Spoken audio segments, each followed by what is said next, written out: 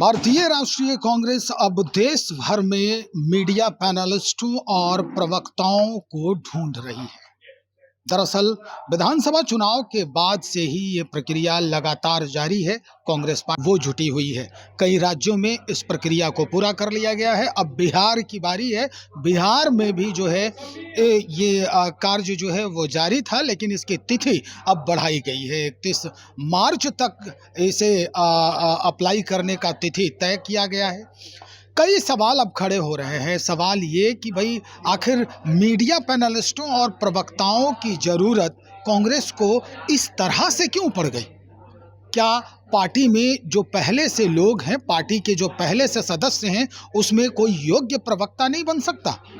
कोई योग्य media panelist नहीं है? कोई प्रबुद्ध वक्ता नहीं है? ऐसे कई सवाल खड़े हो रहे हैं। सबसे पहले हम सुनवा रहे हैं कि आज जो संवाददाता सम्मेलन किया गया, संवाददाताओं को संबोधित किया गया, इस बाबत वो कहना क्या चाह रहे हैं, किस तरह की सूचना संप्रेषित करने की कोशिश की जा रही है, जरा सुनिए। राष्ट्रीय अध्यक्ष माननीय खड़गे साहब की ये मान्यता थी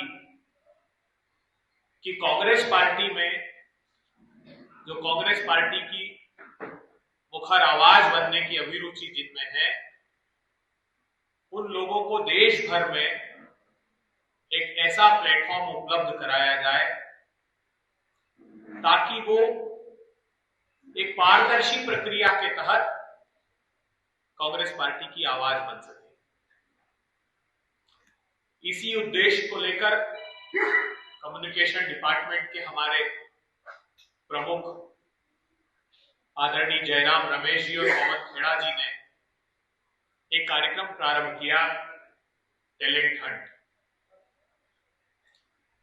देश भर से हजारों प्रतिभागियों ने उसमें आवेदन किया और अब तक हमारे 18 प्रांतों में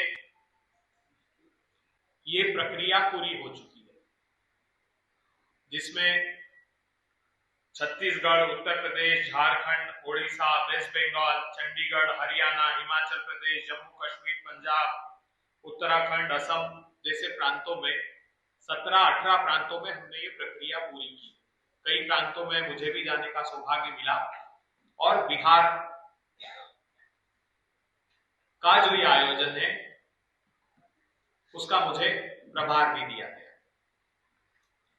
हम लोगों ने बिहार को 4 हिस्सों में बांटकर इस प्रतियोगिता कहें या प्रतिभागियों की अभिरुचि कहें, उसको जानने की हमने कोशिश की। तो 21 फरवरी को भागलपुर में, 22 और 23 फरवरी को मुजफ्फरपुर में, 24 फरवरी को पूर्णिया में और 25 और 26 फरवरी को पटना में इसको आकार दिया। जैसा कि यशस्वी अध्यक्ष राजेश राम जी ने बताया कि कई प्रतिभागियों ने हमको फोन करके ये सूचित किया कि किसी कारणवश हम उसमें पार्टिसिपेट नहीं कर पाए थे, और इसके साथ साथ बहुत से लोगों ने ये भी अपनी भावना व्यक्त की कि हम समय पर फॉर्म फिलअप नहीं कर पाए थे, तो एक अवसर हमको और देना चाहिए। तो कम्युनिकेशन डिपार्टमेंट ने अपनी मीटिंग में तय किया कि हम आगामी 4 अप्रैल को जो हमारा रीजनल लेवल का टैलेंट हंट था वो पटना में एक आयोजित करेंगे।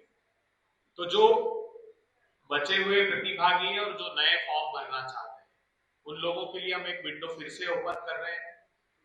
तो अगली 31 तारीख तक का समय हम उसमें दे रहे हैं कि वो जो नए फॉर्म फिलअप करना चाहे वो करें, और जो जिन लोगों ने किए हुए हैं फॉर्म फिलअप उनको हम इंटीमेट करेंगे, जो जिन्होंने अपनी भावनाएं व्यक्त की है कि वे नहीं आ पाए। और 9 तारीख को बिहार का हम अंतिम चरण पूरा कर देंगे। 9 अप्रैल को बिहार का टैलेंट हंट की सारी प्रक्रिया पूरी कर ली जाएगी। उसके बाद फिर राष्ट्रव्यापी स्तर पर जब हम इसकी घोषणा करेंगे तब हम वो अनाउंस करेंगे। आदरणीय अध्यक्ष जी ने, राजेश राठौर जी ने त्योहारों की बात तो की, मगर इस त्योहार के बीच में एक बड़ा छलावा भी बिहार प्रांत में होता है कि कैसे नीतीश कुमार को भारतीय जनता पार्टी और जेडीयू के कुछ ऐसे लोग जो भारतीय, हम ये पहले से अध्यक्ष जी ने कई पत्रकार वार्ताओं में आपको पहले भी कहा कि ये सिर्फ रस्म अदायगी है, चेहरा दिखाया जा रहा है। तो इन त्योहारों के समय बिहार के साथ ये छल भी हुआ है, इसका भी हम लोग इस मंच के माध्यम से हमने संज्ञान लिया है, बिहार की जनता ने संज्ञान लिया है और इस अक्षम्य अपराध को बिहार कभी क्षमा नहीं करेगा। आपके जो शब्द मेरे कानों में अनुगूंज है, लहर की अपेक्षा कहर सुनाई दे रहा है, तो ये एनडीए का कहर है प्रजातंत्र के खिलाफ। ये स्वाभाविक है। देखिए,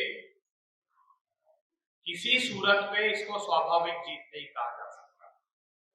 बिहार की हार की बुनियाद पर कोई जीत सुनिश्चित नहीं की जा सकती।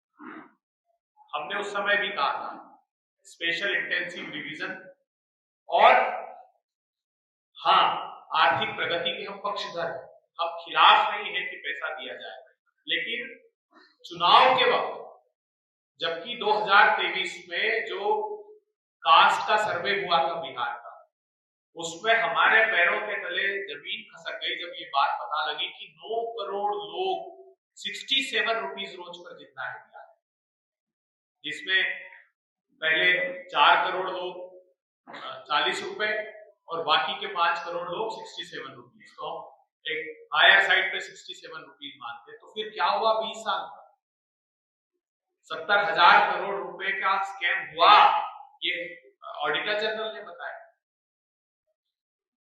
तो ये स्कैम के तहत हमने कहा था, राहुल जी ने इसलिए न्याय यात्रा भी निकाली थी कि बिहार से बिहार की प्रगति, बिहार का उज्जवल भविष्य चुराया।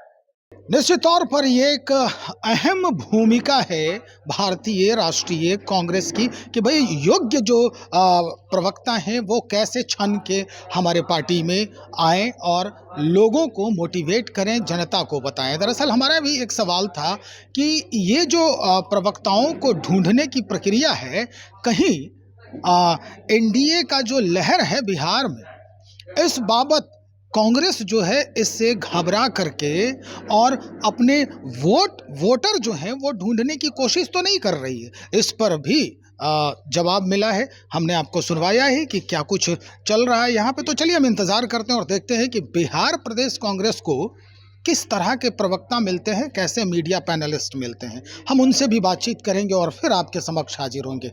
इंतज़ार करें, बने रहें हमारे साथ। बहुत शुक्रिया।